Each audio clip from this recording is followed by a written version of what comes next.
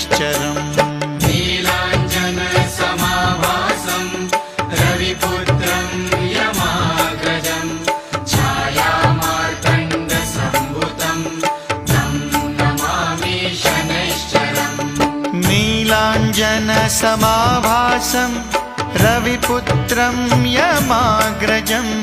छायामार्तण्डसम्भूतं तं नमामि शनैश्चरम्